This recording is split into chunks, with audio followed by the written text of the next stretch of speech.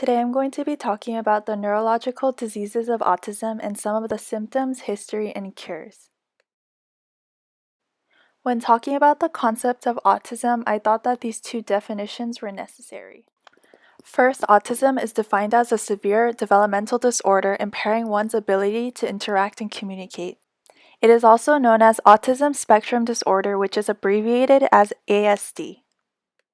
Second, gut microbiome is a community of trillions of bacteria in every corner of the gastrointestinal tract. It has a major influence on metabolism, body weight, propensity to illness, immune system, appetite, and mood. The earliest age to get autism is at 12 to 18 months or even earlier. Next, autism impacts the nervous system like the cerebellum, amygdala, and other parts of the brain. Autism mostly affects the entire brain and the parts of the brain that control social interaction, communication, and reasoning. There are many different kinds of experiments that were done for this disorder. In my research paper, I talked about an experiment that noticed the sensitivity of an autistic child through the study of sound and reflexes. The child would respond to different syllable sounds by clicking a button. In order to see the process of autism and how it came to be, we need to look at the history first.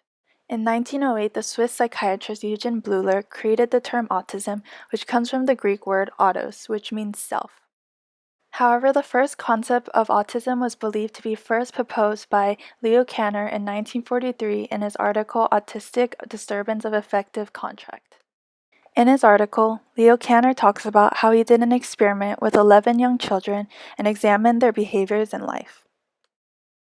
He stated that the fundamental issue of the disorder was the child's inability to relate to people and objects in an ordinary way from birth. In 1970, the Erica Foundation started education and therapy for psychotic and autistic children in the beginning of the 80s, which caused the topic of autism to be better known. Although it was introduced, many of the parents had confused autism with mental retardation and psychosis. For the symptoms, there are different kinds of symptoms that are sometimes common and not common. In autism, there are common symptoms which include difficulty with social interactions, obsessive interests, repetitive behaviors, difficulty with communication, and sensory sensitivities. For the medical issues, it talks about the gastrointestinal disorders, seizures, sleep disorder, anxiety, depression, and attention issues. When taking another step into looking at the details of autism, we can see that there are different types of levels. The first level is high-functioning autism. The second level is autism, and the third level is severe autism. When looking at the autism spectrum disorder picture on the left, we can see that there are differences between the three. We can see that most of the symptoms are similar, but the main difference is the severity and intensity of each one. In the statistics slide, we can see the difference of the severity of autism throughout the years. In 1997, it showed that 1 in 2,500 children were likely to be diagnosed with autism.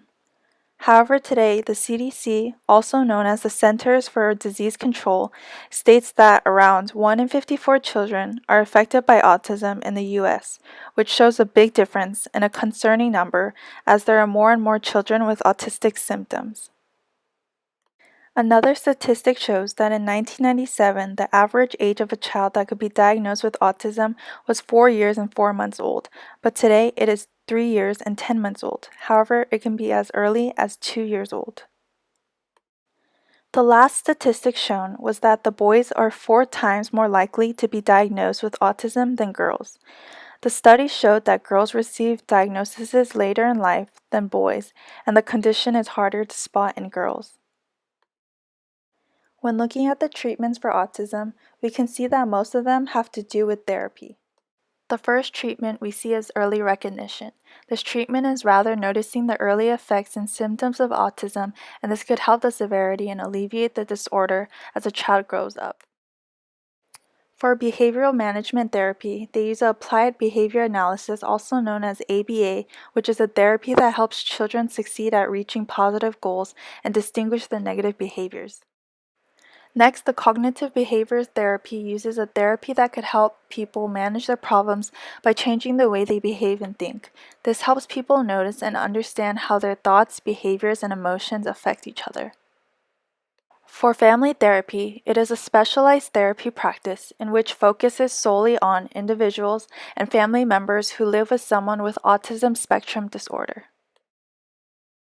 I think that this is one of the better treatments for people who have a support system because it would help educate the family member and that individual, so during emergencies, the family member could help the person.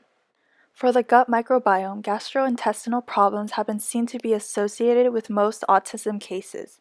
Alleviating the gastrointestinal problems could help the symptoms relating to autism and bring overall improvement. These 5 things are not the only kinds of treatment to autism. There are many more and much more in the future that will help lessen autism from people. In our society today, there are more and more disorders and diseases that are forming due to our culture and our environments. This is important because even though there are advancements, there are hardships a part of it. As time goes on and more research is conducted for autism, I think that scientists will be able to find a cure in order to help bring an end to autism.